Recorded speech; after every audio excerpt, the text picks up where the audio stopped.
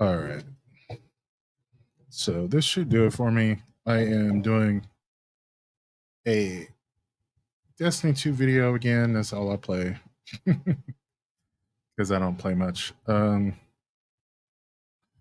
I have been really feeling this particular build, the Speaker's Insight. Since I added this grenade kickstart to my mods and stacks on stacks, I've been getting so many grenades. And right now, in the grenade, say in the grenade playlist, in the strike playlist is Grenadier. So usually I'll be just fucking up everything um, with void grenades, which would be a good build to run. I think it's void this week right now. Anyway, but no, I'm hung up on the healing grenade.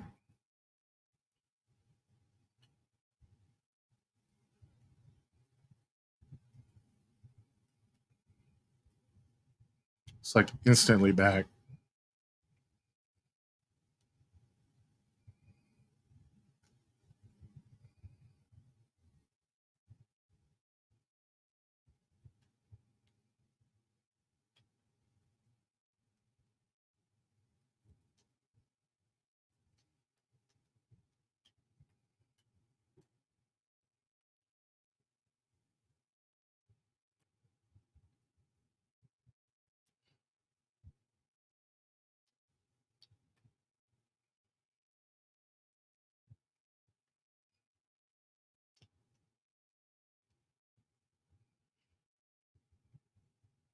Probably should have grabbed some bounties, but wanted to jump in here as quickly as I could.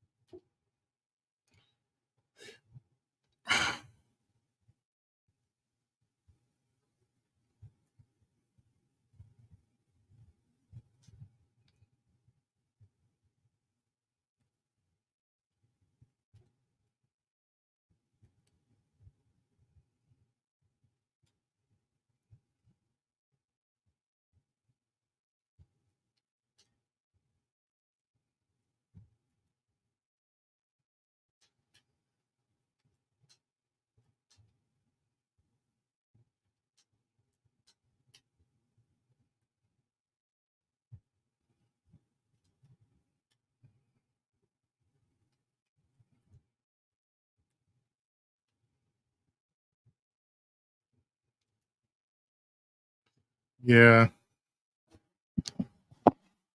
How did he die?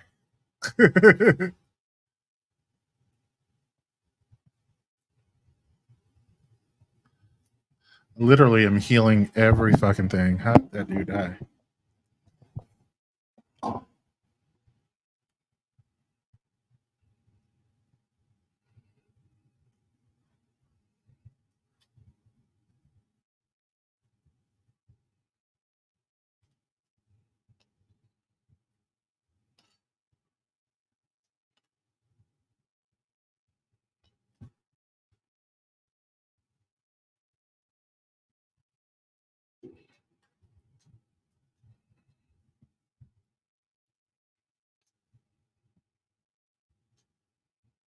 I don't know why I popped my super, but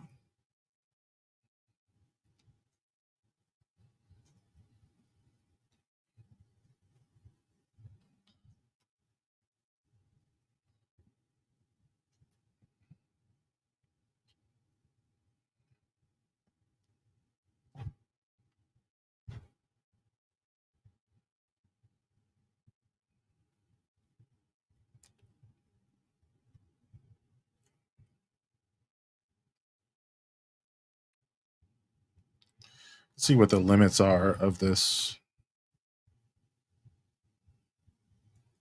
Hmm.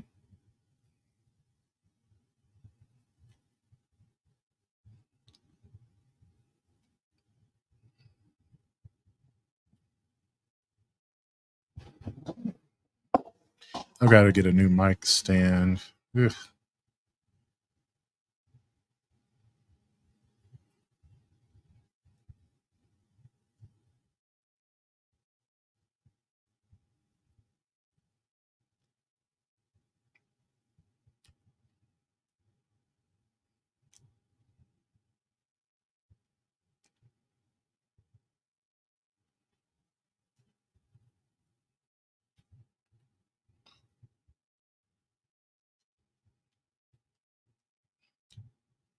I'm so surprised whenever I don't have a grenade.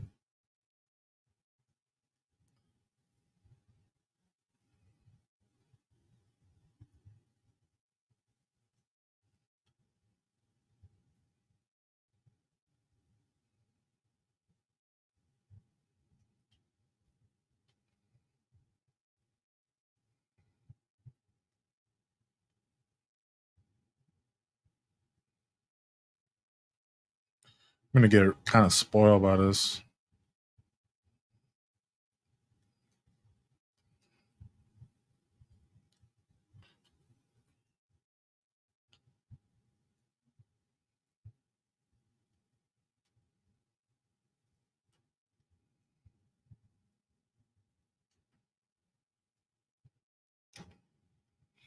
Funny thing is, I don't want this turret because I want to get some weapon kills, but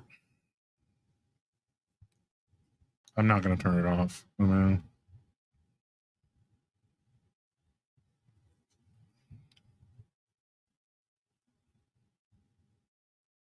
I have to find a teammate to heal. That can sometimes get annoying. Oh, just about knocked me off the edge. What a bitch. That's definitely one of the downsides is the build as well. You get careless when it's super easy. I get that.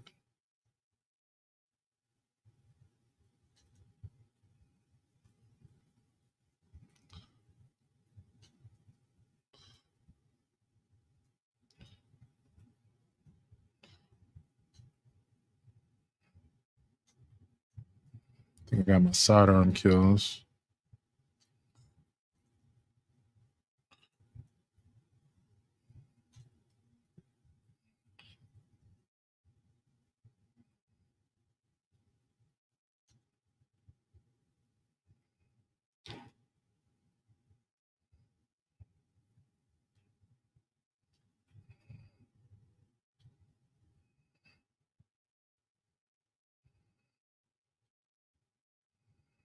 I'm gonna make sure that this can give me a flawless. So this is something that I've been doing. Flawless strikes.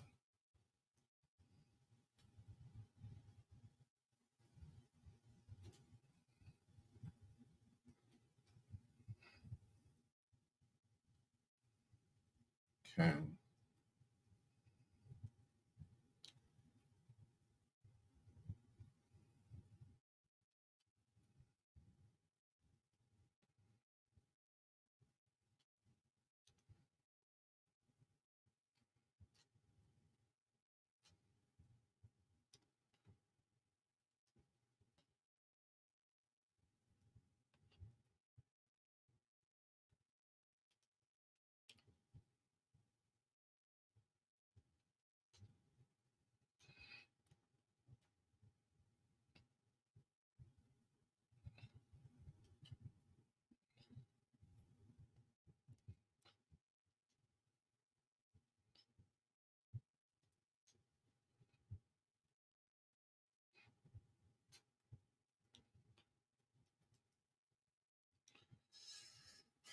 Okay.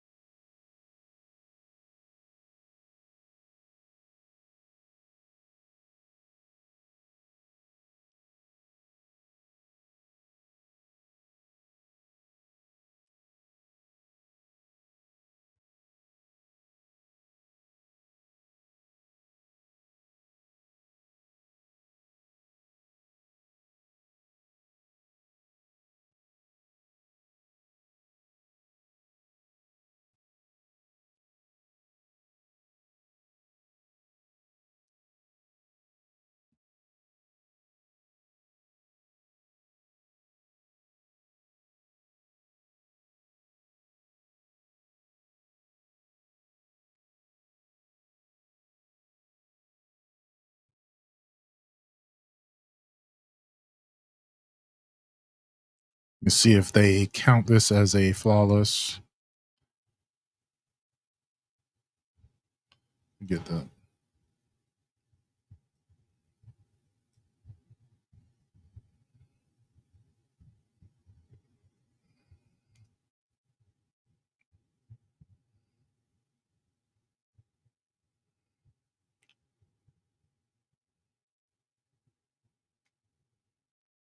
Okay.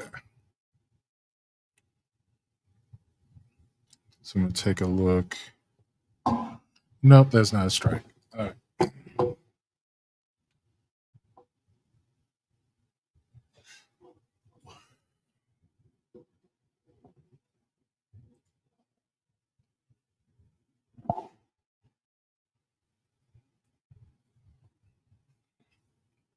Okay, let's see what I got left.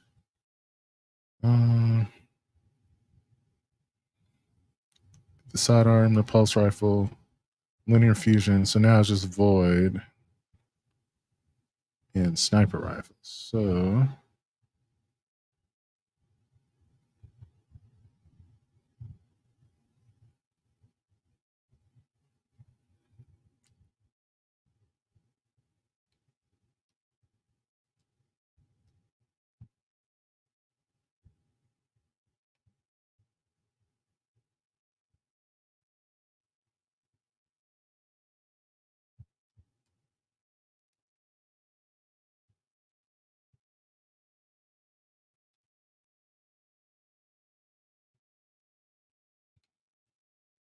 the sidearm is pretty good.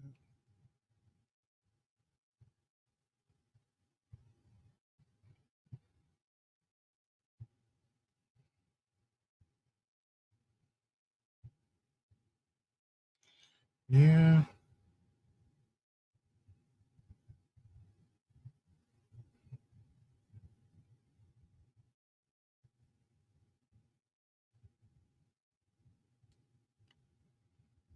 I don't know if I need the fastball anyway.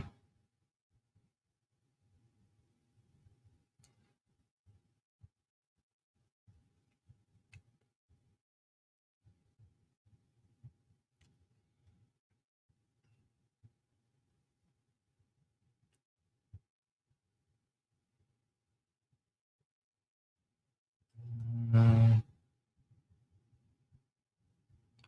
just have that to go for.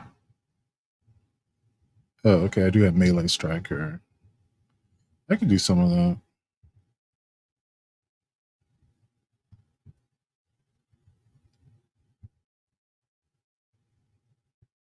That explains why I never upgraded the sniper. Uh,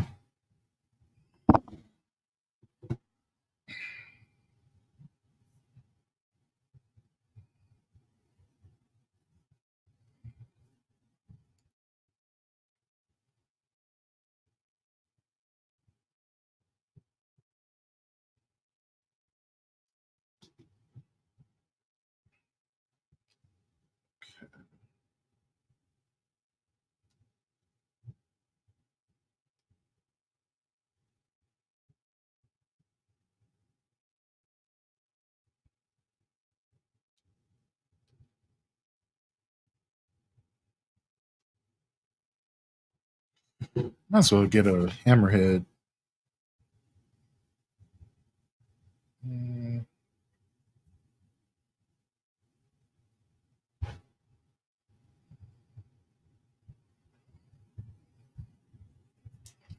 just go.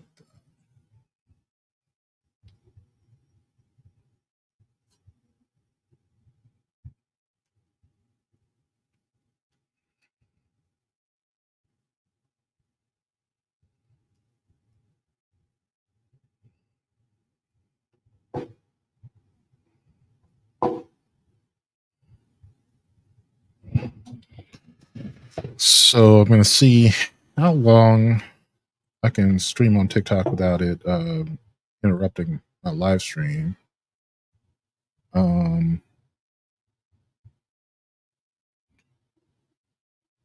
think it's about an hour, and then it cuts you off.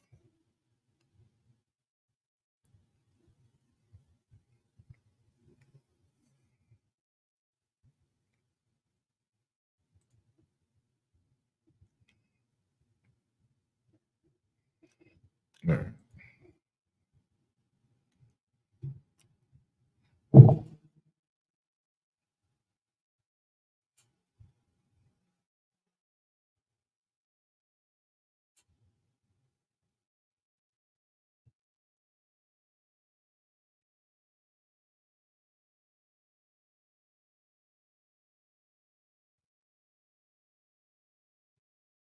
People like these should furnish seatbelts for those riding shotgun in their lives. You would think that someone would have the nerve to say, "Oh, just stop it." As artists, we should say it ourselves. But drama gives us an excuse to not make art, and so artistic anorexia is addictive. We get an adrenalized anxiety from not making art. We can binge on this chemical roller coaster when work is due. Artists love making art the way lovers love making love. And just as lovers become snappish when they need to go to bed and make love, artists become snappish when they need to make art. Artistic anorexia, the avoidance of the pleasure of creative, is a pernicious addiction that strikes most artists sometimes, and always takes us by surprise. Instead of making art, we make trouble, and we make it because we're binging emotionally on not making art. We need to get to the piano in practice. We need to do our vocal exercises. We need to show up at the easel or the page. We need to go full steam ahead, and when we don't, we tend to blow off steam by venting inappropriately about any number of imaginary ills. Our aches and pains become the world's pain in the neck. God damn it, art is a serious business, and you had better believe we will raise hell if anyone gets too festive in our vicinity. You just don't understand. We start snapping at people who do understand all too well. John Barrymore's performance as the imperious theatrical impresario in 20th century should be required viewing for all artists prone to occasional bouts of self-importance. The art is what's important. We are intended to serve our art, not treat our friends and family as servants. The arrogant artist archetype doubtless has its twisted roots somewhere in low self-esteem and posturing out of need to disguise our vulnerabilities. If we have too much ego invested in our work and not enough ego strength coming from the rest of our lives, it's easy to act out the arrogant artist archetype. At root, we have lost our sense of humor, and as a result, our sense of scale. When we take ourselves too seriously and demand that others do the same, we inadvertently tighten our creative muscles and strain our own performance. Touring artists should probably carry a backpack of comedies. If we remember or watch, that's entertainment. We may loosen up, lighten up, and deliver the caliber of work we aspire to. There's a bumper sticker which reads, "Angels fly because they take themselves lightly." It's one of the paradoxes of a creative career that our careers take off once we loosen our fearful, ego-ridden grip. The sense of humor is attractive. It indicates a sense of scale. As an artist, a sense of scale is what gives our work proportion, perspective, and personality. As an artist, we want to avoid being over the top. The best way to do this is to avoid being top-heavy. That is, big-headed because we feel so small. As a rule of thumb, artists should repeat this mantra. Some problems in my life usually indicate a need to work on my art. Lest this sound like artist bashing, let me simply admit that I have bashed myself against the rocks of my creative imagination countless times before arriving at this conclusion. A book deadline is not a NASA launch. A concert date is not a countdown for nuclear testing. As one cellist jokes, I could be getting hit by a bus right now. Instead, I'm walking on stage to play a Brahms sextet. High profile and high pressure do not need to be synonymous, but the temptation to make them that way is enormous, particularly if we're feeling slightly off our game. Our dogs should bite when they sense this senseless drama coming on. My dog, Tiger Lily, a golden white cocker spaniel, has learned to roll her eyes and pout eloquently whenever my humor evaporates. Tiger Lily's Westie sidekick, Charlotte, smells a rat whenever the household mood darkens unnecessarily. She has a small purple toy, Ratty, suitable for such occasions. When too much drama sets in, she presents Ratty at the offender's feet, with the strong yipped suggestion that a game of catch might get us a lot further than whatever the hell game this is. Artists are dramatic. Channeled into our work, drama is fine, but artists risk being addicted to emotional drama. We can display an alarming predilection, standing at the edge of the cliff, looking straight down while asking gullible friends, "Will I fall? Shall I jump?" Why would anyone want to do that, you may ask? The answer is, it gives us something to do instead of making art. Art is the itch we have to scratch, but we're the only ones who can scratch it. And if we refuse to scratch the surface of our own dramatic resistance, if we refuse to allow ourselves the dignity of genuine creative risk, then you will know us by how close to the cliff we are standing. Facts are the opposite of drama. If you've been working with morning pages, you've probably become more and more accurate at generating grounded to-do lists that line out the priorities of the day as revealed in the pages. In order to have a firm sense of self-respect as artists, we need to employ a second daily list. That list is the ta-da list, as in the bow well taken after a successful recital. Ta-da! Rather than focusing always on what is left to do, we need to give ourselves a hand for what we've already done. Your ta-da list is a nightly bow to personal applause for the many small creative actions taken in the course of the day. A ta-da list might read, 1. Did my morning pages.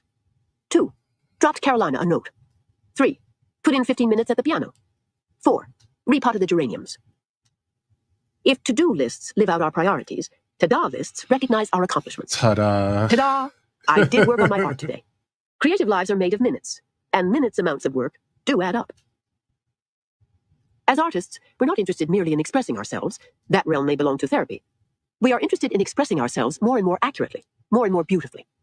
This brings us squarely to the issue of craft, to our need for accurate assessment by others and ourselves. Accurate and useful is most often found in the company of the grounded combination of personal experience and excellence. It is for this reason that artists have always apprenticed other artists. A great music teacher certainly shapes and colors the playing of her students. They become at once more fully themselves and somehow also recognizably hers. It is in part a matter of shared technique, but it's also a matter of shared musical values. A great teacher both attracts and produces great students. It is a sort of spiritual lineage, or, to cast it in the terms of the market, a brand name. A great conservatory, with great teachers, puts a recognizable stamp onto its artists. Sometimes teachers and students seem to intersect by divine planning, more than by set curriculum. This was the case for Genevieve and her teacher. The great violin and viola teacher, Joyce Robbins, retired to Southern California after a long teaching career in New York. A gifted viola player, spending an unexpected year in California, found Robbins and embarked on a course of study that changed her playing and perception of playing. She learned to hear. I just missed studying with this great teacher in the East. She had retired to California the year I enrolled. I never expected to go to California, but when I did, I had to look her up. It was a 3.5-hour round-trip commute to study with her, and I really got to know the California freeway system. On the other hand, I learned how to actually listen to myself as I played. I began to play more softly with less stridency, and to listen to the actual sound I was making rather than just focusing on the technique of how I was making it. As a result, I began to sound much better. In the time since, whenever I hear a viola student with a particularly full and gentle sound, I wonder if they haven't studied with my teacher and learned some of the same gift of hearing that she passed to me. Yet artists are everywhere, and fine arts conservatories are not. A brilliant young painter in South Milwaukee may not have the familial or community support to study other than locally, and locally may offer some very fine teachers, or it may offer teachers whose own work is underschooled, underdeveloped, and unduly influenced by the supposed sophistication of a few powerful arts publications. Wanting to bloom where we are planted, we may seek out local teachers and either get lucky or experience an inner certainty that they are cramped in their creative calling, and that they, in turn, can cramp us. Not wanting to be egotistical, many students stay too long at the fair, studying with teachers whom they have outgrown, often experiencing an uncomfortable creative constriction that manifests as teacher-student tension, even competition, that cannot often be directly addressed. How do we say, "You see, I think I've outgrown you"? Often we say it best by simply thanking our mentor for time and talent given, then moving on. Art, as remarked, is a form of the verb to be, and as artists, our spiritual and intellectual perceptions often lead and goad our need for increased technique. We can see it, but we can't paint it. We can hear it, but we can't play it. We need help. We can get help, or we can give up, discouraged by the gap between our inner standards and our own ability to meet them.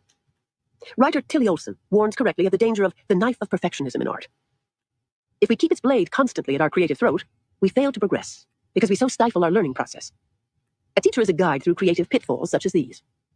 Each of us learns in our own way and at our own pace, and yet someone's excellent method will have something to offer us, if we're willing to offer ourselves the opportunity to learn. Authentic growth, however, is the goal, and that will not occur if we enroll ourselves in classes and curriculums that are themselves stagnant, stifling, or simply inadequate and ill-advised. What we are after is excellence, and it can be found, but we must look for it, not only in ourselves, as we have been, but also in others. We must be neither blinded nor dazzled by brand name credentials. Blinded to the possibility that they might mean something valid, or too dazzled by what they might mean to see that in this particular practitioner they mean very little. It's spiritual law that the good of our projects and our growth as artists must rest in divine hands, and not merely human ones. While we are led to and drawn from teacher to teacher, opportunity to opportunity, the great Creator remains the ultimate source of all of our creative good. It's easy to forget this, and make our agent or our manager or our current teacher the source of our good. When we place our reliance on an undergirding of divine assistance, then we are able to hear our cues clearly. Thank those who step forward to aid us, release those who seem to impede us, and keep unfolding as artists with the faith that the great artist knows precisely what is best for us and can help us find our path, no matter how lost, distanced, or removed we may sometimes feel from our dream. In the heart of God, all things are close at hand, and this means our creative help, support, and success. As we ask, believe, and are open to receive, we are gently led. Take pen in hand. List 5 personal situations that are, for you, lingering resentments, sore spots, and sources of self-pity regarding a lack of effective mentoring. For example, 1. My parents both got sick, and I never got to Stanford for my poetry masters. 2. My viola was so difficult to play that I damaged my technique by compensating, and am still undoing my habits. 3. My family had no idea what to do with a writer in their midst. They wanted me to be a lawyer. I had no literary support. These grievances are real, and you can't change them. You can, however, ask some pointed questions and take some nurturing actions. For example, 1. Would I still like a poetry master's? There are many fine non-residential programs for older students. 2. As to that viola technique, if you're not in a music program, there are still often excellent teachers who make themselves available for personal private lessons. The right teacher can undo the wrong learning quite quickly. Address each of your historic grievances, looking for a present tense action that creatively soothes your injured artist. Take those actions. Even the smallest can lessen self-pity's sting. One of the trickiest issues in creative life is the issue of private support and encouragement for our creative leaps, no matter how they are received. As artists, we do not need private adulation, but we do need before, during, and after friends. Those people who love and accept us no matter what our current creative shape and size. We need friends who understand that a creative success may bring an onslaught of new pressures, nearly as devastating as a creative failure. Friends must be found who understand how to cohabit with our varied creative needs. Sometimes we are the lonely larva, sometimes the beautiful butterfly. Our needs and necessities vary with where we are and how we're doing in our creative process. It helps us to become conscious of our needs, first of all for ourselves, and then to share our insights with those we know we can trust. Too often we try to either go it alone creatively, or we do not ask for what it is we need in ways that can be acted on and understood. When our creative well is low from having worked a long time on a hard project, we need to be enough of a friend to ourselves to take a refreshing artist date to fill the well back up with images and adventure. When a deadline looms and we're dead on our feet from overwork, it can be very hard to take such breaks. Instead, we tend to want to flog ourselves forward, so both the work and ourselves suffer. In such times, a call to a friend might say, "Pray that I can get out of the house to see Harry Potter." In 12-step programs, participants learn the sandwich call. When they are about to do something difficult, they call a friend, do the difficult thing, and then call the friend back and report, "Mission accomplished." There are stages of creative work when we get so painfully stymied that a sandwich call is great first aid. We can call and say, "I can't get into my studio and I have work stacking up. I'm going to go in for 1/2 hour and just clean my brushes." We can call and say, "I'm going to do the fixes on 2 pages and then call you to say I have." We can say, "I'm going to read the first 25 pages of the manuscript to see what I think." Or, "I'm going to rough out the choreography for the first movement." As artists, we need people who can see us for who we are, as big as we are and as small as we are, as competent and powerful as we are, and as terrified and as tiny as we sometimes feel. As artists, we need people who believe in and are able to see our large selves, and people who are able to be gentle and compassionate with our smaller selves. I have a very small and cherished list of people whom I could call with a creative terror in the middle of the night. I'm not saying I do call them to announce at 2 a.m. I can't write. I've never been able to write. I've fooled the world and they're finding out at dawn. But if I had to call them, they would understand. Similarly, I hold a willing place on their midnight call sheet. None of us wants to be suicidally depressed at 4 a.m., but all of us sometimes are. And knowing that we could call often calls off the demons. Take a moment to make your Midnight Madness medical team. Sometimes it's difficult to find people who can feel equally at home with both our largest and smallest selves. A public appearance as an artist is best handled with a very clear understanding of the wallop the spotlight packs. Friends who see the glory, but not its gory cost, are the friends we may not be able to afford. Just as strong caffeine or a drink can hit us hard on an empty stomach, so too the glare of the spotlight can throw us off center, unless we're well fed spiritually, both before and after. Friends who see our success, but do not see its stressors, can tend to actually ask us to care for them, just at those moments when we ourselves need care. This is why we need before, during, and after friends. We need those who can help us leap and help us land, help us celebrate and help us mourn. Some friends can only do one. Some friends can only do the other. We must find those generous enough in temperament and emotional range to allow us to do both. Living lately in Manhattan, far from my nest in New Mexico, I've been craving before, during, and after friends. The day in and day out kind that I knew in New Mexico. To my shock and relief, I've been contacted with exactly that. An actor friend of mine from 25 years ago has turned up. A beloved teacher from 35 years ago. Another from 15 years ago. And a horseback riding girlfriend from further back than that. These friends knew me as young and wild, as wistful and a lot of the ways that I still am when I get a chance to be. Today, my mail contained notes from 2 of these recently re-met friends. My voicemail had a message from my grammar school best girlfriend. All of these miracle reunions happened directly following a rather desperate prayer on my part. Dear God, send me my real friends. I'm too lonely with just you and me and good intentions. Most of us are too lonely with just God and good intentions, and no one knows this better than God. Instead of feeling so piercingly lonely, you might want to try, as I did, to pick the phone up and do some detective work. It took me 3 phone calls to find Sister Julia Claire Green, my high school writing teacher. But when I did, and we talked on the phone, she did what a writer was bound to do. She wrote me. Now I have her picture and note tacked above my writing table. And it reminds me that I may have as many friends as I am willing to befriend too. Take heart and some heart steps. There are those who will tell you we should be too mature to need a cheering section. That's stingy advice, and it's not founded in artistic reality. We both need a cheering section and need to be a cheering section. Invent an imaginary supporter. Take a sheet of paper and write a wanted ad that expresses exactly what you would really like in a creative colleague. You may already know such a person. If not, your ad will help you recognize a possible candidate when he appears. Wanted, a creative colleague with genuine enthusiasm and generosity for me and my work. Someone to share my hopes, dreams, and disappointments with, who will spoil me a little, cheer for me a lot, and believe in me when I can't believe in myself. Someone who can say and mean, that's beautiful, and so are you. As artists, we need to focus on process, not on product. And yet, we also need a catcher's mitt, somewhere or someplace where the ball we're pitching is aimed. In order to keep our art moving successfully on its true course, we need the right catcher's mitt.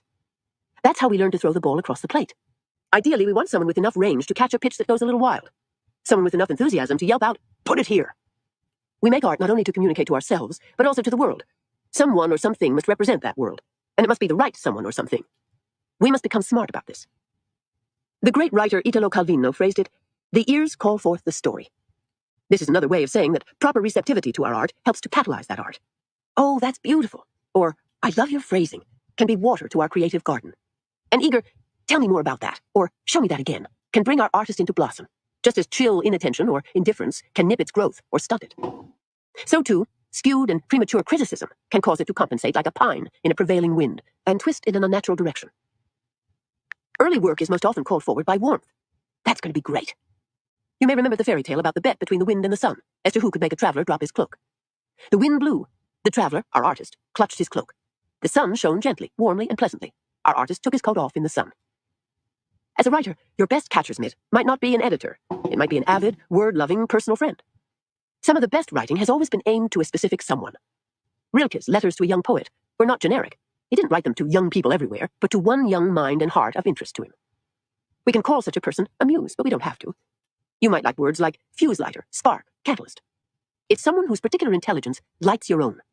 It is because of this alchemical attraction between souls that artists have always nurtured and encouraged other artists, and often championed their work. Haydn was nicknamed Papa because he was a catcher's mitt for Mozart. At the end of his middle period, frustrated by his growing deafness and the deafness of others to the music only he could seem to hear, Beethoven, in despair, made God his catcher's mitt and went on to write some of his most glorious music. Still, the story is a lonely one. God can be the catcher's mitt for us as well. Just as Christianity probably caught on because many people need God in a human form. In the same way, many of us as artists may need our catcher's mitt in a human form as well. It is romantic nonsense to believe that we can or do make art in a vacuum. It's only a half-truth to say we make it to please ourselves. Even there, we are pleasing a certain receptive aspect in ourselves, a sort of internal embodiment of our ideal viewer, reader, or listener. I wrote The Dark Room to read to my friend Ellen Longo in installments. She was an avid reader and accountant.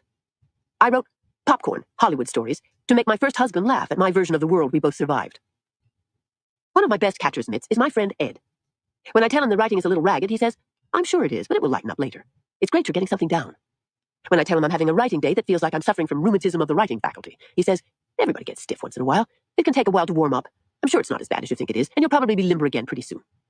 When I tell him I have so much work to do, I cannot believe it, he says, "True, but you've gotten through long rewrites before, and if you just keep chipping at it, you'll do fine." Perhaps Ed's gentle coaching comes from the fact that he too writes. Perhaps it comes from his years as a senior partner in the law firm, coaching hot young lawyers through pre-trial jitters. Maybe it's his long years as a long, slow-distance runner that have taught him the value of just logging the miles and not trying to sprint all the time. Maybe I'm just lucky, and Ed is very compassionate. Whatever the case, I'm needy. He's like the friend who turns up at the 22-mile marker and gently runs me across the marathon finish line. I know Ed is a superb catcher's mitt because I've also had the other kind. I've made the mistake of giving a rough draft of a book to one of my most fastidious and hypercritical friends. I've been told, "This book lacks your usual ease and poise. These essays are really heavy lifting and not very personable." What do you say to that? It's a rough draft, you idiot. There's a reason we call them rough. I have also given rough drafts of my books to friends who are too non-discerning. I don't see how you could change a thing in this book. It's just perfect. Nothing seemed too long or too unfocused to me. I could always figure out what you meant, and I just love the way you write anything. I could probably read the phone book if you wrote it. Reviews like that from personal friends leave me pretty terrified that I have written the phone book.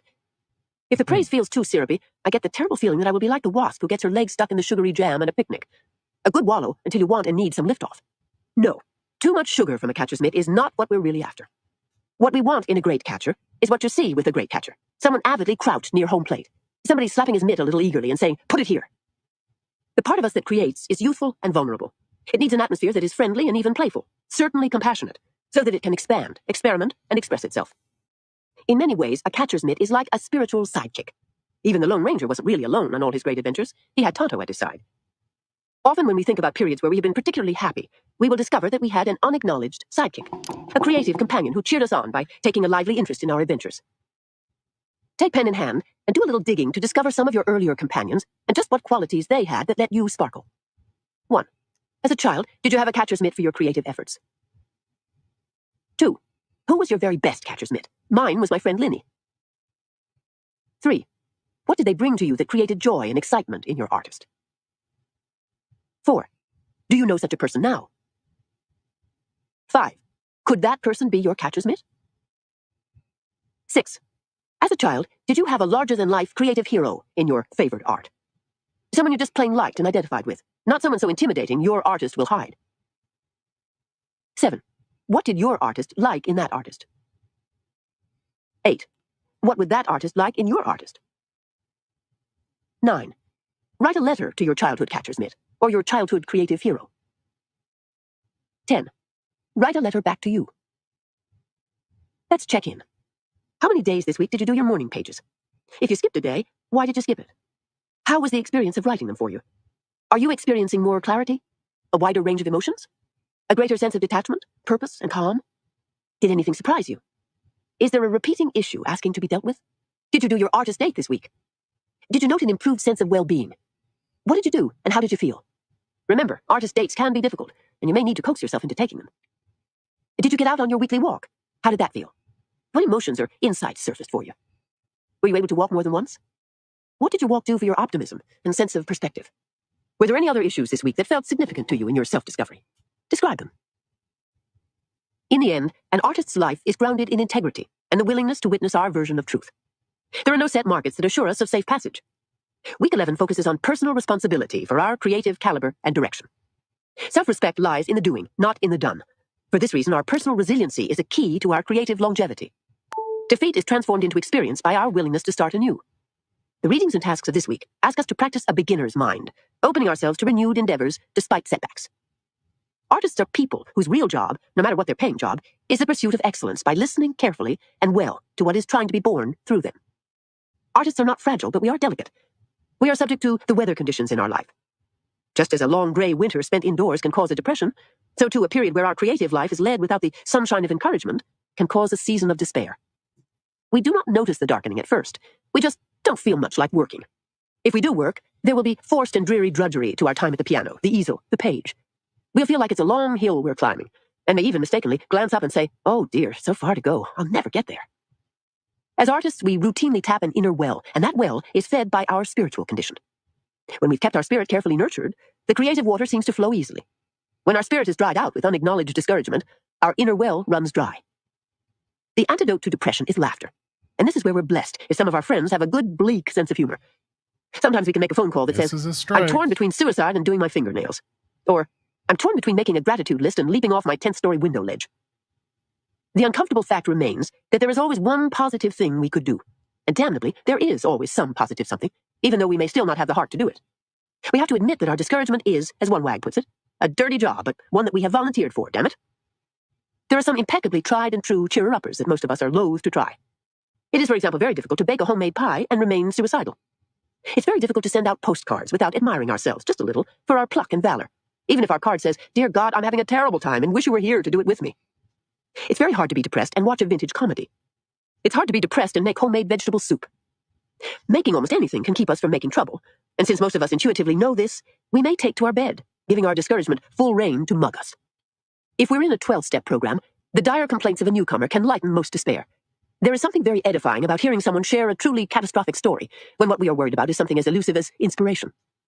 Reading the hard-knock story of a literary great can cheer up most writers. Knowing that Rodgers and Hammerstein went penthouse to penthouse, playing the piano and singing, to no good avail, to raise money for Oklahoma, can make the doldrums of "I don't feel like writing a song" seem laughably self-indulgent. Then, too, there is something wonderful to be said about just giving in to the full five-hanky storm of life that has a certain cheery effect. Finally, and this can work wonders, there's the possibility of calling someone truly boring. As they launch into breathtaking detail on something you could not care less about, the idea of going back to doing a little creative work can actually seem attractive. That and repeating the following. All artists get discouraged. All artists have deep inner wells of self-pity into which we periodically dive. All artists are doing better than someone else and worse than someone else. All artists are doing better today than they have in the past and worse than they will in the future. All artists specialize in self-doubt. It is how we hone the creative imagination. At its roots, discouragement is a decision in favor of stinginess. We're voting that the universe has done its last nice thing for us and that we've come to the bottom of Santa's bag of toys. No one will ever be spontaneously nice to us again, and we certainly aren't going to point the way by mustering any authentic and healing compassion for ourselves either. We know how to stay discouraged when we are discouraged. Thought he knocked me off. We know how to choose our best negative friend to call. Most of us have a secret number emblazoned in our consciousness under the heading, "Dial this number for pain and rejection." Most of us know how if we're really feeling bad, we can feel just a little bit worse by calling it. Jennifer has an excellent candidate for the worst person you could possibly call candidate. He's a romantic ex, someone who still owes her a great deal of money, and who manages to ask for one whopping favor every single time that they speak. Superb at reporting in the health and longevity of his stellar romantic involvements where he is truly appreciated, this ex is skilled at remarks like, "I heard you were in a terrible relationship, is that true?" Jennifer experiences the temptation to call this ex as a sign that the devil is alive and well and knows exactly where she lives. And yet, and still, Jennifer can fight calling this man the way a newly sober alcoholic can fight taking the first drink. It just doesn't seem possible to stay away from the pain and rejection that such a call can inevitably bring. Not when it's a clear-cut choice between encouraging herself or reaching for Mr. Poison.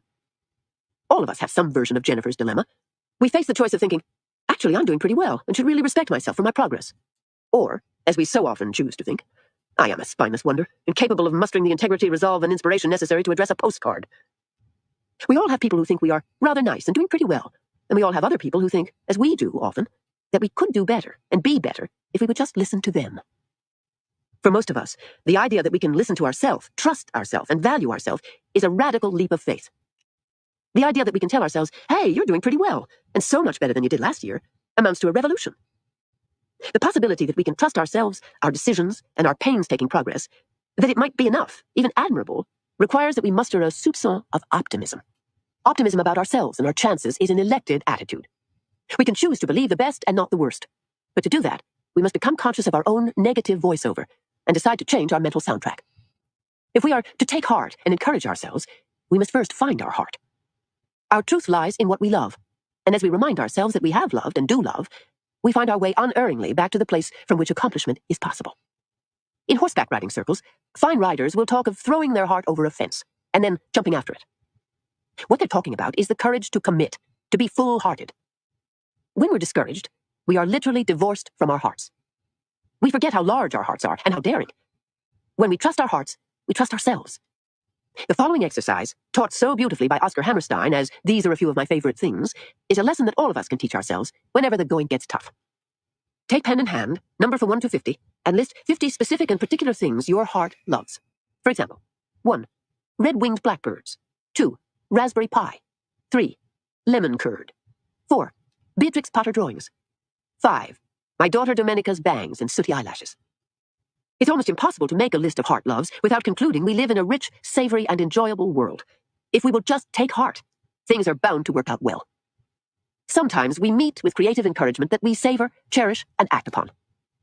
Sometimes, however, we meet with creative encouragement that we discount and disown. Take pen in hand, number 1 to 10. List 10 examples of creative encouragement that you acted on or ignored. Next to those you acted on, note the action taken. Next to those you discounted, note an action that could be taken. What if we experiment with the idea that creativity is a spiritual and not an intellectual transaction?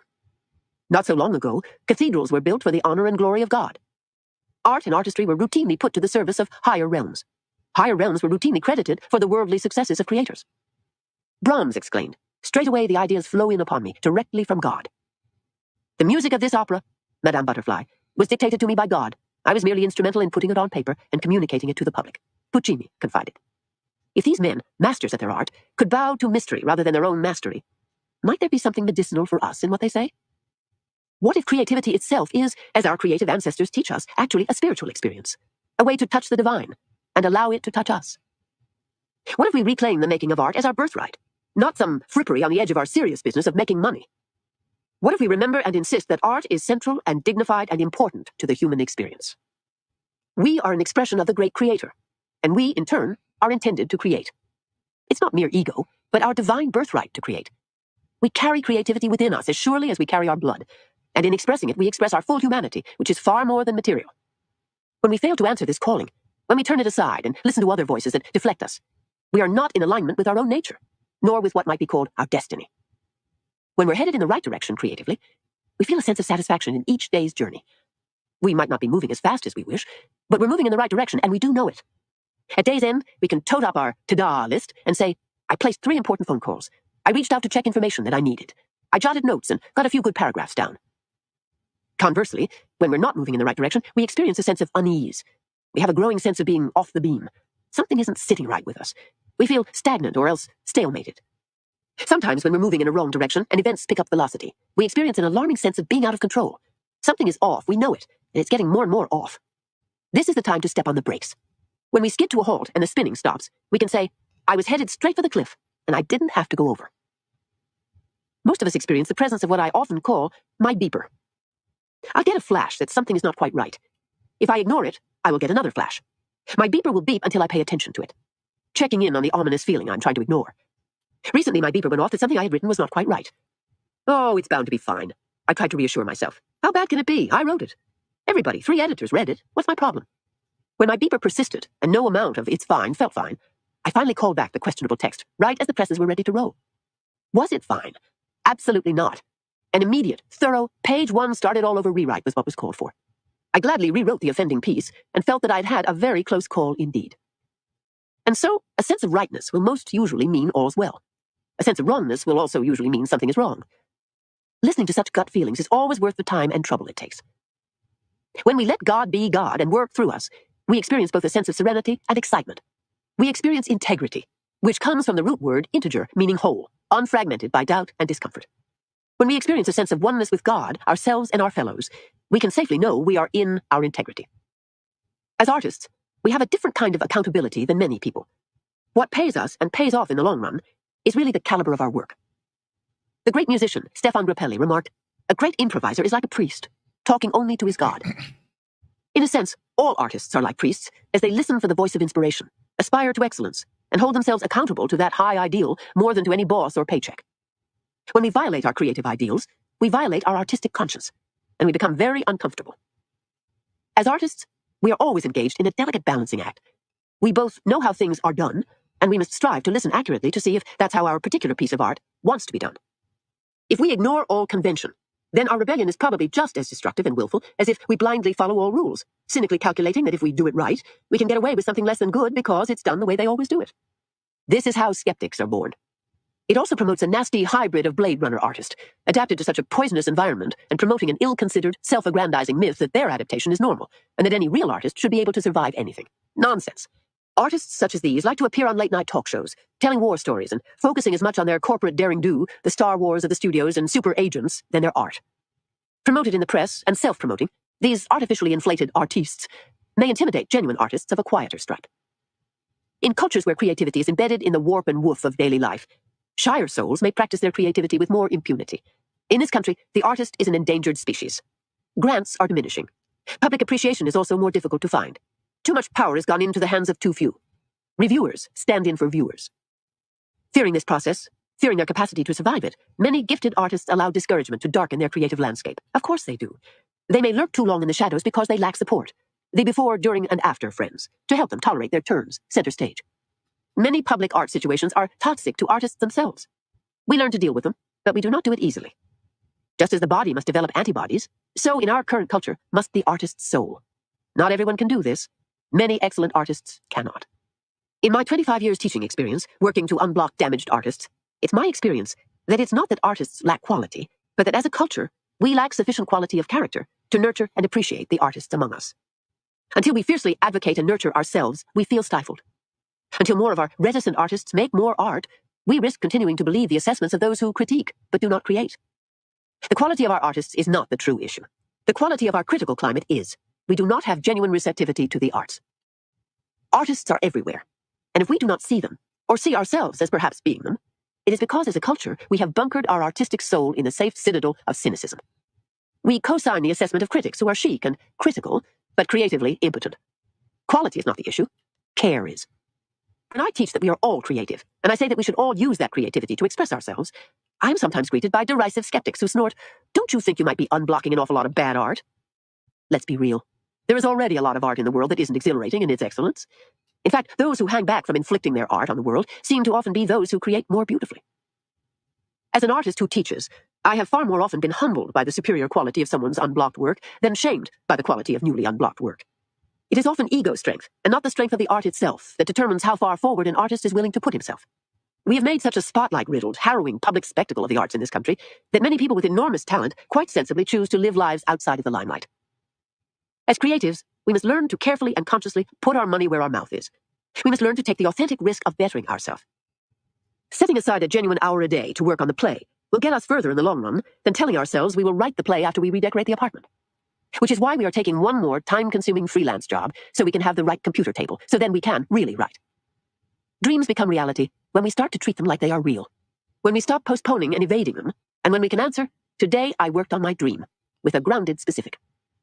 Often, when we're afraid to try to make what we really want to make, we will say, "I can't make that." The truth is we could, but we're frightened to try. Not trying, we don't really know whether we could or couldn't make our heart's desire. Very often when we say, "I couldn't do that," we are again embracing an ideal of false independence, eschewing spiritual help. We are embracing an idea of God as a withholding God, whose intentions for us are counter to our own dreams. Believing, even unconsciously, in such a toxic God, we don't see that the great creator is a co-creator, a partner in our dreams. Rather, we see God as a barrier, a withholding parent who denies our dreams. Most often, we are who denies them. It is at this point we must muster our integrity and be honest about what it is we really want. We must take the leap, or even the small hop, of faith that moves us slightly toward our true dream. This honest motion on our part is what triggers support for our authenticity, instead of support for a false self we can no longer comfortably inhabit. As we commit to our real dreams, we commit to ourselves. As we commit to ourselves, we also commit to trusting the power that created us. We are then aligning ourselves not with false gods, but with the true power of the universe, the great creator, through whose power all dreams are possible. You have already accomplished many worthy things. It's a good idea to have ready at hand a list of 25 things you're proud of. This list is where you value your own character and put down in black and white some of the things you've done right. It's important in writing this list to place on it what you are actually proud of, not what you should be proud of. There should be at least one entry that makes you grin at the memory, perhaps an episode where you stood up to a bully, or managed to think of the exact right comeback in the actual moment of attack. Take pen in hand and list 25 specific things you're proud of. Don't be surprised by a positive leading to more positives. For example, 1. I'm proud I taught Domenica how to ride a horse. 2. I'm proud I took her to Sunday pony rides when she was a toddler. 3. I'm proud I let her ride double with me to get her balance. 4. I'm proud I picked Tiger Lily from all the puppies at the pound. 5. I'm proud I still write morning pages even when I'm not teaching. A list such as this one of mine goes a long way toward establishing a beachhead of integrity. We are intended to make something of ourselves. When we feel supported by others, this is a festive feeling. There is a sense of community and a sense of shared purpose and humor, like we're the creative equivalent of a quilting bee or a barn raising. The collective group energy feels firm and exhilarating and fine. We don't wobble because there are helping hands to steady our ladder as we try to climb. Surrounded by support, making something, and something of ourselves is easy. This is why the great summer music camps like Tanglewood and Aspen and Marlborough matter. This is why painting institutes and writing retreats are so valued. All of us need such support. We don't always have this luxury. Sometimes support fails us. Instead of help, we meet hindrance. Sometimes we suffer a horrifying creative injury. Our bones may not be broken, but our confidence is. An actress is emotionally disemboweled by a director who makes Hannibal Lecter look like an amateur. A pianist is reviewed by a critic who thinks beat is a musical term meaning to club. Creative cataclysms like these are common. They are the dangers of the trail. Artists are sensitive animals, and we do get spooked. Certainly the sensitive horse of our talent gets spooked, and we may get pitched right off on it. I am never trying that again, we vow, meaning the novel, the finger-twisting, heart-shredding concerto, that torture racked the stage.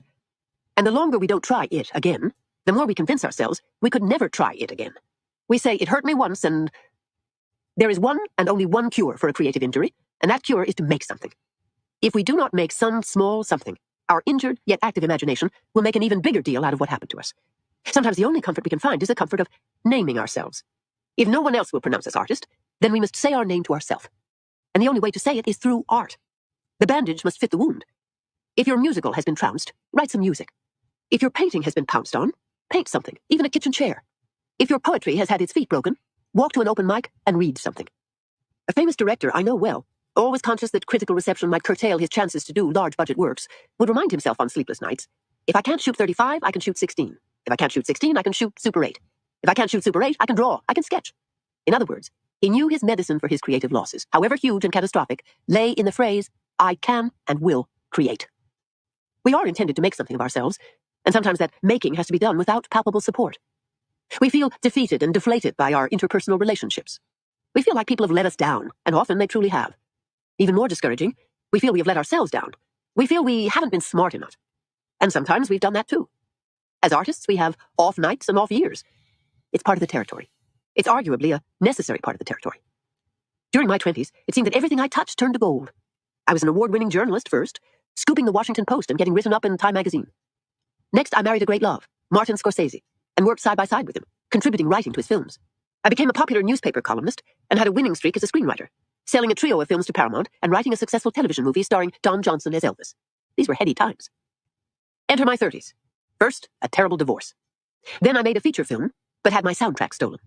I dubbed the film and released it in Europe to good reviews, but there was no American release, no payoff for 3 years of work. I wrote novels, but didn't get them published.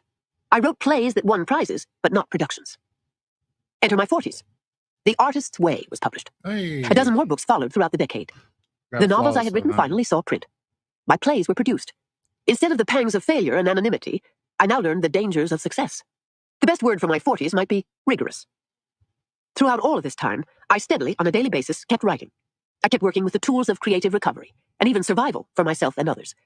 I knew from experience that a creative career took faith. In short, no loss of time when I was out of favor, no up or down when I was in vogue, ever went without later providing its usefulness. Everything, and I do mean everything, is fuel for the creative fire. As a teacher and as an artist, I experience creative growth as characterized by periods where creative syntax and confidence shatters. We write badly because we are no longer writing as we were and not yet writing as we will. In our culture, there is little understanding of the growth process of an artist, which is often conducted in a very public arena. For the very public artists, for filmmakers and novelists in particular, there is little room for the work made during necessary periods of creative flux. Concert musicians report the same dilemma. A style matures idiosyncratically and spasmodically, moving not from beauty straight to beauty, but from beauty through something different to more beauty. Few reviewers... All right. Let's see what we got. Where I am on the Pathfinder. I think I'm going to reset soon.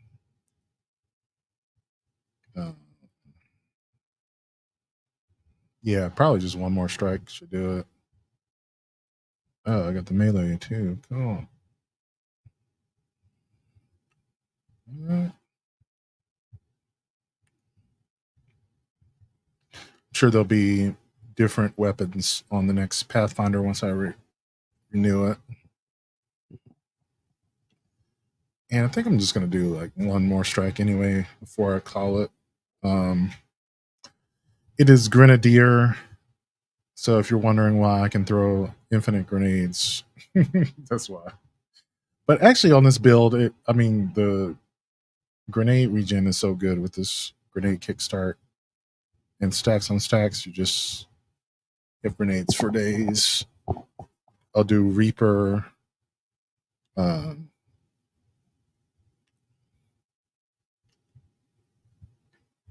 funny thing is I probably should just do a scav mod instead of holster,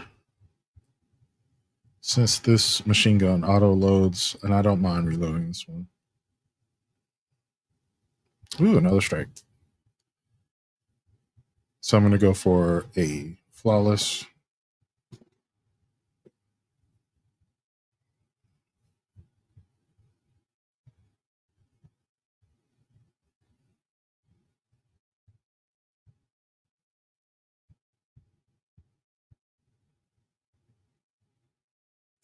More of Love It or Leave It coming up. Love It or Leave It is brought to you by ZipRecruiter. Summer candidates at greatest risk of provide families. And it's called 3 Day Blinds. They are a leading manufacturer of custom window treatments in the U.S. And right now, they are running a buy one, get one 50% off deal. 3 Day Blinds has local, professionally trained design consultants who have an average of 10 plus years of experience that provide expert guidance on the right blinds for you in the comfort of your home. Just set up an appointment and you'll get a free, no obligation quote the same day. 3 Day Blinds handles all the heavy lifting so you can sit back, relax, and leave it to the pros. 3 Day Blinds is great. It's so hard. Look, if you don't use the right place, they'll really screw you on the price. Yeah, they'll get you. They'll get you. Quality blinds, and they install them, and it's fantastic. It's fantastic. Highly recommend. I've had them myself. Highly recommend them. Right now, you can get 3 Day Blinds, buy one, get one 50% off deal on custom blinds, shades, shutters, and drapery for a free, no charge, no obligation consultation. Just head to 3dayblinds.com/loveit. That's buy one, get one 50% off when you head to 3dayblinds.com/loveit. One last time, that's the number 3, DAY, blinds.com/loveit. And we're back. Please welcome to the stage Marley Brady and Wayne Brady. Come on out. Nice to see you both. Hi, thanks for being here. Hey, everybody. Hi. Oh. How you feeling? Feel good. I like that hat. Thank you, sir. Just for you. Thanks. It's so cool. I like that it's red on the bottom. So it's like it's the outfit's all color coordinated, but then there's this pop of red. That's it. Just a little bit. So just to draw a little bit of attention to myself. He's in his fashion era. Is your dad in his fashion era? He is. He's in his fashion era, as the kids say. And how is that different from before? That's what I want to know. That question's going to make him so mad. It isn't going to make me mad. Because people have been complimenting him for a while, saying that he's in his fashion era, and he always takes it in a defensive way. But I realize what it means. The thing is, maybe because I'm in a place where I like to experiment more with clothing versus playing things safe and wearing really nice things. But that's a nice suit. Those are nice shoes. Right, instead of like, oh, bitch, that's great.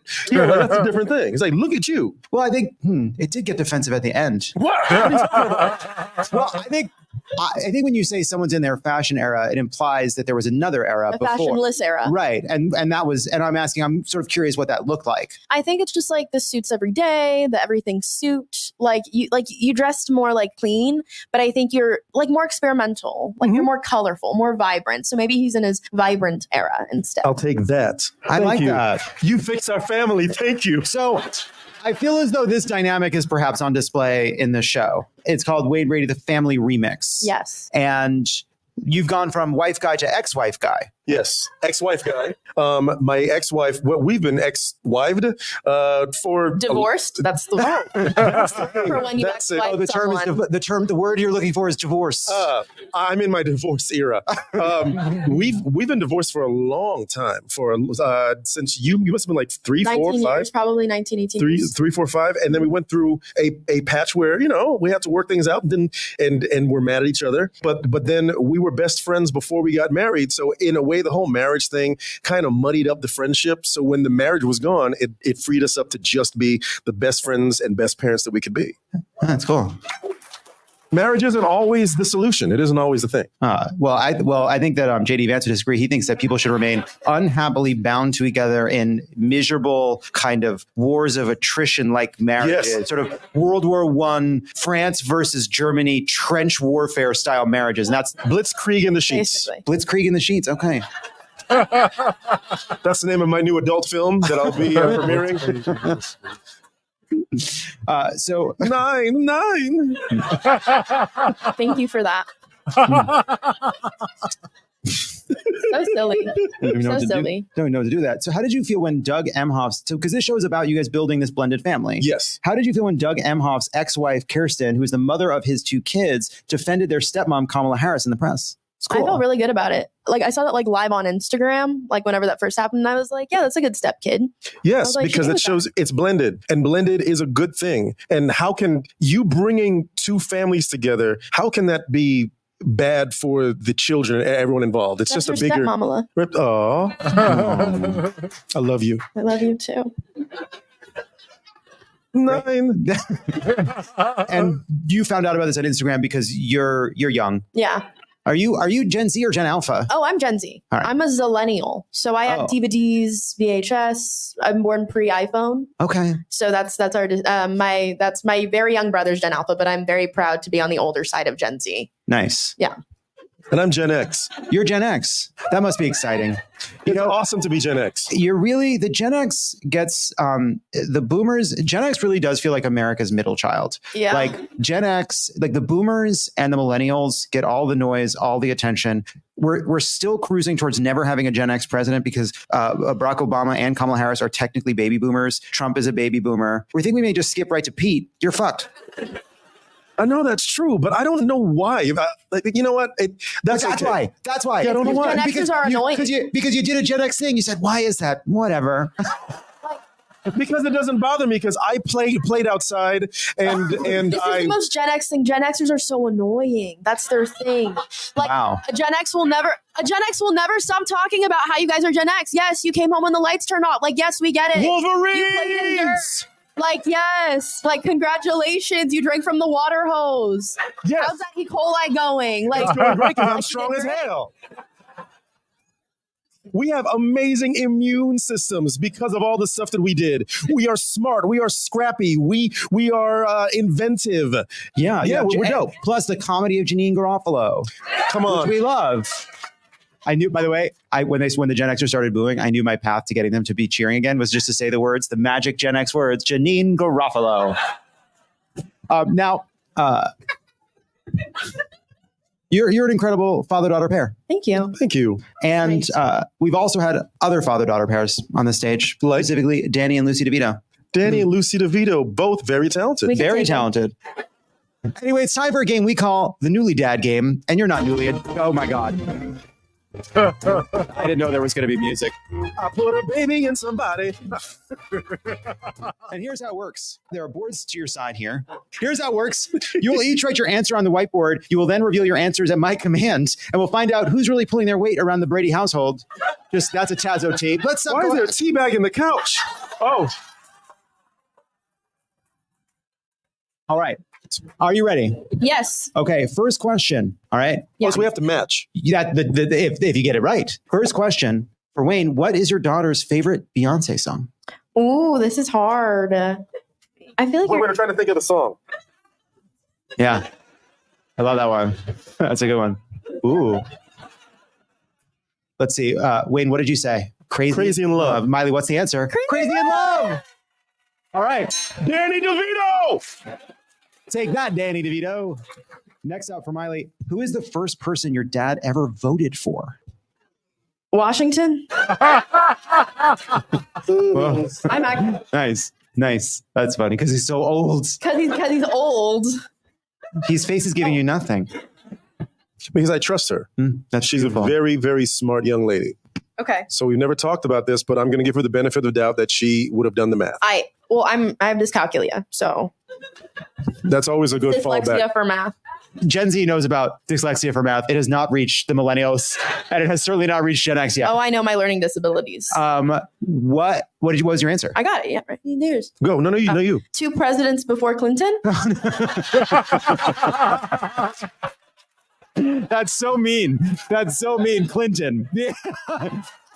The answer was Clinton. I was 8 years off. All right. I had just turned voting age. I just turned voting age. 2 presidents before. That would have been. That's Reagan. Clinton. Reagan. I couldn't vote Reagan. I was a child. You were wise beyond your years. A child voting for Reagan. That's fine. We're good. All right. Clinton was on the board. No, you're right. For Wayne. Yes. What is the quality about you that annoys your daughter the most? Ooh. Just a quality. That's a tough one. That's annoying.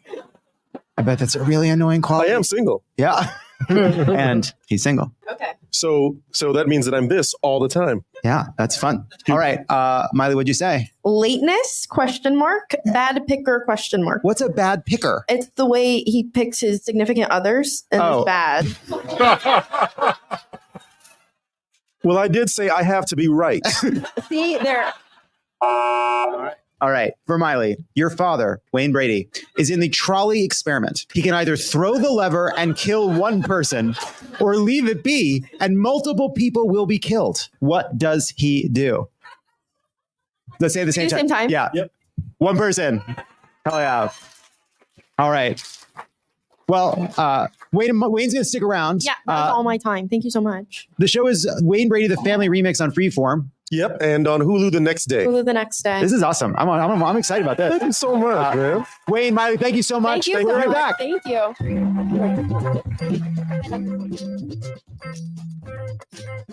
And we're back.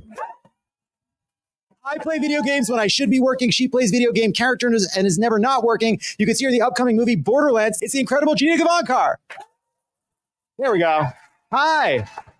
Hello. Nice to see you. Sorry, it's a bit of a mess. Good to see ya. Nice to meet you. Thanks for being here. Come on in. That was perfect.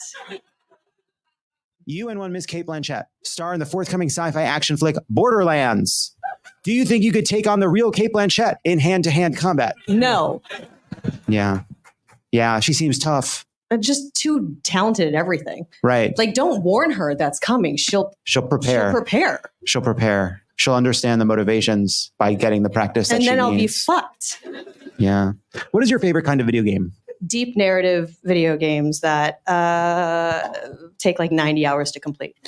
I love that. I completely agree. You play things. I do. Well, so I know one of your play deep narrative games. I do. I understand also one of your favorite games is Portal. It's my favorite video game. It's yes, clap for Portal. When you say Portal is your favorite game, do you say it the way when I say Portal is my favorite game, I include Portal 2. I love Portal and Portal 2 together. Do you include Portal 2? Oh, yeah. So good. Yeah. Do people know how good it is? No, because, well, I mean, okay, whoever said, yeah, have you played through co-op mode? Yes, right? Yes. Do you test your potential partners by like playing co-op and being like, well, if you really want to be together, we're going to need to play co-op mode in Portal 2. You don't know if you're going to make it in a couple unless you can be shouting something like, no, I know I said forward. In this case, that means up from my side. Correct. You have to go down, which is back from your point of view. No, not left, north. Do you north. not understand physics? You have to go down while I'm going up and then I fire it. No, I fire it. Now we're back at the bottom of the fucking That's right. That's right. Now my little robot is fucking dead. Mm-hmm. Another co-op game, Keep Talking and Nobody Explodes. These are really our games. Co-op, Portal, and Keep Talking and Nobody Explodes really are. Well, they're local multiplayers also. And they're truly designed to break people, to find the flaws inside of a relationship and rip it to pieces. Or test them and bring you closer together. Oh, is that what's happened for you? Oh, yeah. So are you still that got real dirty. Yeah. Yes, John. So who do you play Keep Talking and Nobody Explodes with? Cool people. Nice. I'll play with you. Okay. Now, if you had to pick one of your co-stars from the morning show to fight, why is there fighting always? Why am I fighting them? Because we're doing games. It's like a Mortal Kombat. I see what you're doing. Because it's games. Yeah, fine. But not all games are about fighting, as you know. The best ones are. Portal is not about fighting. Well, okay. you do. You are fighting GLaDOS. Yeah. It ends in a boss battle. I don't know what they're fighting in a boss battle. There is a kind of game that is not for. I love storytelling games, but a kind of game where it's like you walk around this small town until you find out why your aunt died. It's just like not my favorite type of game. No, you have to collect all the letters. But I don't love it. What are your favorites? Favorite games of all time? Portal and Portal 2. Okay. Bloodborne would be one of my favorite games of all time. So hard. Yeah, those are my favorites. Okay. Oh, did you play The Witness? You know The Witness? I'm so happy to be here.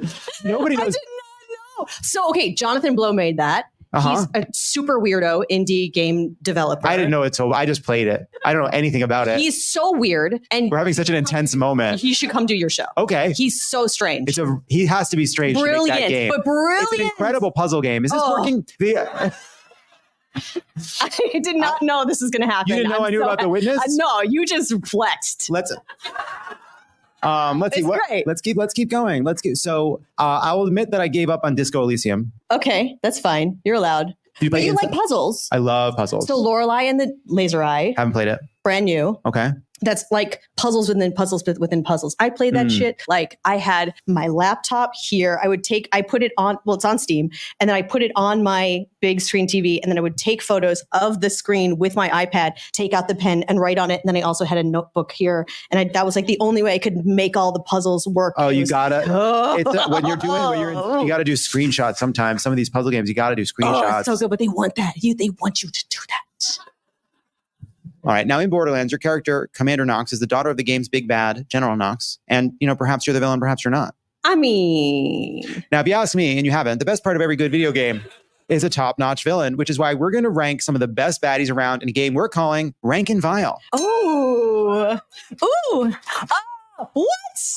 Great. Here's how it works. We're going to blind rank 5 video game villains. Yeah, fuck it, let's go.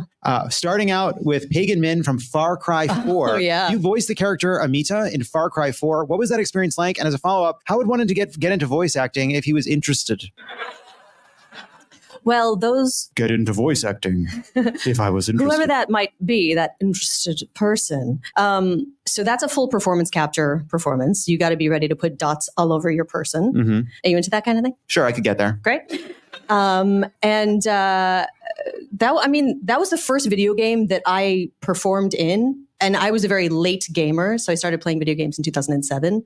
And then I just started tweeting all the time, like, is there anybody who needs me to be in their game? Because I need a brown girl to be in a game of any kind. Oh. And then finally somebody did, and I auditioned and I got it. And that was Far Cry 4.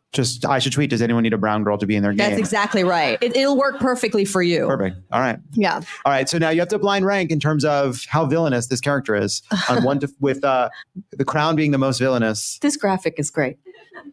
And you're not going to be able to revise. Oh God, no revisions. I would say, specifically in that game, everybody was a villain, which I loved. There was no way of winning. So I would say he's like 3. Okay, got a 3. Oh, 3. Right in the middle. That's good. All right, next up. This is so great. We have Emperor Palpatine from Battlefront 2. Oh, fucking 5, bruh. 5, the greatest. Okay, well, we'll see. We'll see. Now, next up, we're doing good. Next up, we have the Infected from The Last of Us. Oh, well, are they the villain though? Like, what is the villain? Those are just the monsters. You know what I mean? It's like saying a Splicer versus Frank Fontaine and We'll get to Borderlands. Frank. We'll get to Frank. We're gonna get to Frank. You're sort of dodging. I agree. Yes, the deeper meaning of The Last of Us is it? I'm putting them at a 1. Okay, because they're just kind of mindless zombies. It's not their fault. It's not their fault. No, their fault. They're just I like It's not them. a villain. Okay, that's a victim. And that's an important way to view it, because in a sense, isn't the villain really the losing of The Last of Us, right? The us. Oh. Yeah, it's a pretty deep observation that only I've made. That there's a double meaning in the name The Last of Us. Because it's not just about The Last of Us, but The Last of Us. And not a lot of people know that. That's what that's about. All right, next up, Frank Fontaine from BioShock. Well, I don't know who the other one is. By the way, if the other one is so diabolical. Well, that's why it's blind ranking. And everybody's so inaccurate. By the way, BioShock, one of my favorite games of all time. That BioShock game Infinite, made me a gamer. It's incredible. People don't know about it. It is so fun to say people don't know that. What? And then just the outrage. I'm going to give Frankie is going to get a 4. Yeah. I don't know. No, fuck that guy. He's a 4. I think that's a 4. I think that's a 4. The Would You Kindly. Would you kindly? Did you see that coming? Mm-mm. Oh. But I'm guileless. When I'm watching a movie, when I'm playing a game, I do not see twists coming at all. I do not predict them. I am 100% caught off guard every time. I am fully... Even now? Especially now. Especially now. I fall for every single... I am gobsmacked. If something could be conceivably described as a twist, jaws on the floor every time. That's delightful, though. Don't change. Yeah, that's why I'm very... Yeah, I don't know how to change. And I scheduled a podcast recording where my therapy used to go, so there's not going to be any change on the horizon. Yes, I replaced a doctor hearing what I think to you people hearing what I think. It seems like it's going great, though. And it's working. Yeah. All right, last to rank, the Dark Presence from the Alan Wake games. Well, the cool thing about Alan Wake 2 is that it's like the Dark Presence is the creative process. I played it. Very deep. Oh, you did? Mm-hmm. Man, I'm super impressed with you. I know. That feels good. It feels good. Yes, in Alan Wake, he's a writer who is basically being attacked by his inability to write. Yeah, it's so good. It's a yummy, yummy game. Well, I gotta make him a 2 because it's all that's left. I think that this is right though. Is it strong? I think this is right because the infected, the dark presence preventing him from figuring out his novel. You're talking about the stakes here. You're really talking about the stakes. Pagan. Okay. Frank Fontaine with the worst villain being Emperor Palpatine. I think that's right. Okay, strong. And Borderlands is... Thank you so much. And it was a great ranking. It was an incredible ranking. And Borderlands is next week. Yeah, Borderlands is next week. That's cool. Based on a video game. That's based on a video game. Now, to be clear, because I work in the games industry so much and I love it so much, I do not think that the end-all be-all metric of success for video games is to then have a $100 million movie made after it. Absolutely not. I am still very happy to be a part of one. Hell yeah. I mean, it's still a good thing. And I would do it again. Hey, do you remember the Bob Hoskins, John Leguizamo Super Mario Brothers movie? Oh, God. It's good. And people said it wasn't good. It's good. It is good. Is it? Yeah. Yeah. People say it's not because they're sheep. But it's great. Is it? Yeah. And do I need to go in being very nihilistic and watch it? Or is it like, no, it's legitimately great? I think you should watch it believing the difference between right and wrong. Okay. I don't know why you'd give up your basic human morals to watch Super Mario Brothers from 1990. Okay. Just keep them on you. Great. You know, I don't know you'll need them, but it's nice to have them. Okay, cool. What an interesting question. Should I be a nihilist to watch Super Mario Brothers starring John Leguizamo and Bob Hoskins? I hadn't thought about it that way. Janina, thank you so much. I was so happy to have been When we here. come back, Ron Perlman. Hey, don't go anywhere. There's more of Love It or Leave It coming up. Love It or Leave It is brought to you by Archer. Are you tired of seeing blank profiles or endless torsos on dating apps? Boy, howdy. If you're like me, you use dating apps and you've had the experience of using them. And so you know what they're like. You know what they're like. Archer is a dating app for gay and queer men where every profile is selfie verified and everyone shows a face because dating shouldn't be that mysterious. Between dating and hookup mode, Archer gives you multiple ways to find connections, and features like prompts and tags allow you to share more about who you are and what you like. And they just released a new feature called Communities, where you can join group chats with other guys who have similar interests or are going to the same event. So whether you're looking for friends, fun, or finding the one, download Archer today. This is where projects come to life. Our showrooms are designed to inspire with the latest products from top brands, curated in an inviting, hands-on environment, and a team of industry experts to support your project. We'll be there to make sure everything goes as planned, from product selection to delivery coordination. At Ferguson Bath Kitchen and Lighting Gallery, your project is our priority. Discover great brands like Kohler at your local Ferguson showroom.